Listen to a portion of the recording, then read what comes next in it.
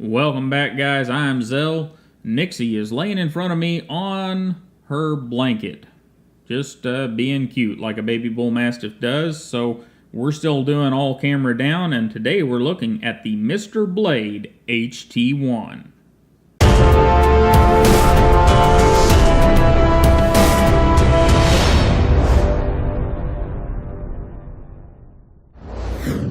First off, I need to thank Hank and Mr. Gear Bear. Hank is the Knife Collector 031, the Netherlands.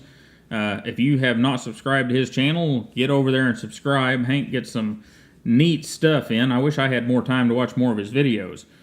So what do we get with the Mr. Blade HT-1? Well, guys, we get full G10, well sculpted, very, very nice looking scales. We get good hardware, nice deep recesses, and well hardened. It's just good stuff. We look across the back of it, we get massive stainless steel liners and a nice big thick backspacer. And it is a flipper rolled around to the back side. We've got a tip up left or right pocket clip, and it's just, I don't know, the whole thing looks really nice. And across the top, we have a blade that's almost 4 millimeters thick. Nice big thumb studs on either side of it. And this thing is big, guys.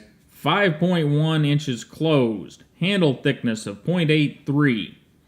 Closed height of 1 3/4. And an open overall length of 9 inches. That thing is big, and it weighs 8.5 ounces. Now, before you run off thinking, wow, that thing's just too big, stick around for a minute. This thing is pretty cool. Let's get some size comparison out of the way. And, of course, we have our Buck 110, and I'm fond of saying everything weighs less than the Buck 110. Well, not this time.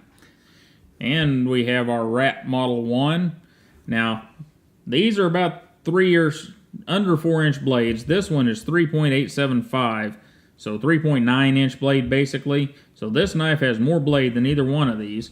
And then we'll bring out our Delica. Why not? Delica looks like a child's toy next to it. Alright, moving along to the blade. We have a big old chunk of D2 steel. And it is almost 4 millimeters thick. It is a big chunk of steel. It's hollow ground. We got some nice wedges up here at the top. And it's hollow ground, what, a little past halfway up. And you know, you would think that this would be a bad cutting blade, but it's not. You know, it doesn't make any sense, but this is a pretty darn good cutting blade if my edge was good. See, there we go. Looks like I've got a hitch in my giddy up there. I do. I'll have to buff that back out. Huh, can't even see it. Anyhow, slice is really good if the sharpening guy gets it good and sharp like he's supposed to and maintains it. Anyhow, pretty thin behind the edge for such a big blade. And I don't know, it's just audacious. It's kind of like that little Techno, except in a different way. This time it really is just big and ridiculous.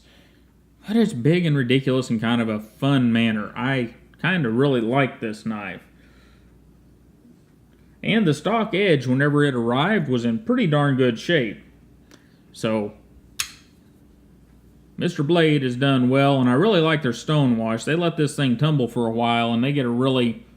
you guys know I like that nice, even stonewash pattern. I'm not a big fan of the big blotchy stuff. And they've let this tumble around and get nice and even.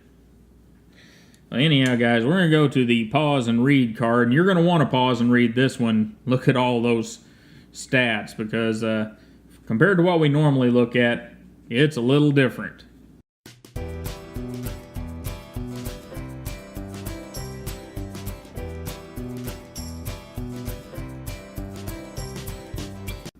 Alright, our pivot is running on caged ball bearings, and as you can see, runs good.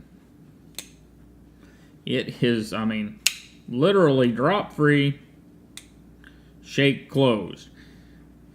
Beautiful thing for a knife that I gave around $60 for it.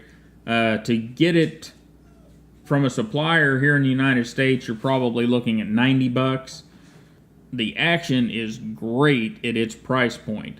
Now you gotta remember, it weighs 8.5 ounces, but the action's great, and it will open. You can push button it, you can light switch it, however you want to do it. And our lock mechanism is a liner lock, of course, and we're getting, I don't know, close to 50% lockup, and it stays locked up really well. It is just solid. There's one word for this knife, and solid is that word for sure.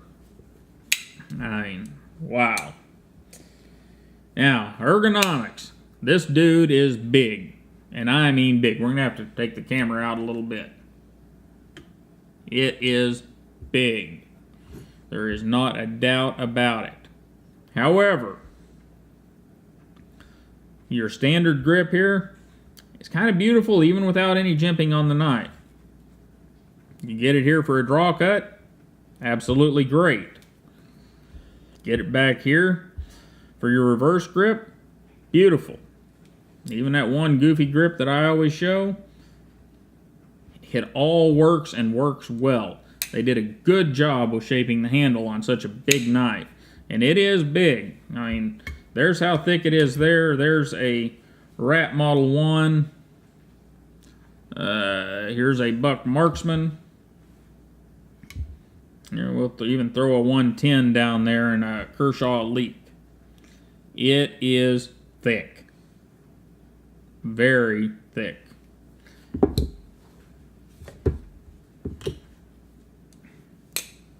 But all in all, guys, you know, whenever Hank talked to me about getting one of these over here, I really thought that it was going to kind of be a joke. A cool knife, but not a terribly useful knife at 8.5 ounces and as thick as it is. But I have carried this guy. Now, it's not light carry, obviously, but the way it carries is not too bad. As we'll see in the Levi's, is it really low carry? Absolutely not.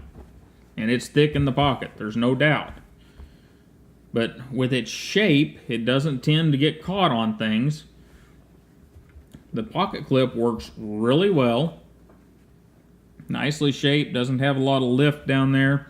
Just enough to get it in the pocket fairly easily. And they have softened the edges on the pocket clip a little bit. So overall, did I find it a joy to carry? Now, if I didn't have a full load of gear on me, yes, it was fine. And it was enjoyable to use. It's not too often you get to pull something this crazy out of your pocket, to cut your cheese or whatever. But is it the knife that very many people are going to want to carry? Unless you're really into really big, audacious, solidly built knives, probably not. But it's still something cool to have around. You know, I've used it here around the place, and it's a great knife. It's just big, heavy, and it does have one little issue that I'll take care of if I, which I will probably keep this knife. This area right here, if you use the knife a lot, is a bit sharp, and I'll probably soften that a bit. So the inside of your lock bar. So if you were going to sit around and flip it all day, it would get on your finger a little bit, rough it up. But you know, that right there is the beautiful part. You know, it's a big old heavy knife, but they didn't just make a big tactical brick. They paid attention and they made a knife that works like it's supposed to. You know, it flips out very well, drops free, closes easy. And that is a beautiful thing, guys. Most of the time, whenever you get to these big boat anchor knives, they consider themselves nothing but a tactical knife, and They don't pay attention to good, smooth, easy opening action or easy closing action. They pay less attention to ergonomics. And Mr. Blade paid attention to all that stuff. You know, this knife at $90, I think, is, if you need a big tactical knife, it's a steal. At the $60 I gave for it, it was an absolute bargain. But you do have to realize it is big. Anyhow, guys, I really appreciate you stopping by and hanging out with me and getting a look at Mr. Blade. It is the largest folding knife that I own, the heaviest folding knife that I own, and it is a folding knife that will stay in my collection, because with a blade of almost 3.9 inches, this is a knife that you can put to hard use. Big old thick hunk of D2. It's not going to let you down, or I don't feel like it's going to let you down, even with those bearings in there. So, I give the Mr. Blade HT-1 a thumbs up. I like it. It's a bit, audacious, but that's okay. Anyhow, guys, I really appreciate you stopping by and hanging out with me and talking about Mr. Blade's HT-1 for a few minutes. Don't forget to like, share, and subscribe. And you guys have a wonderful day, and I'll see you next time.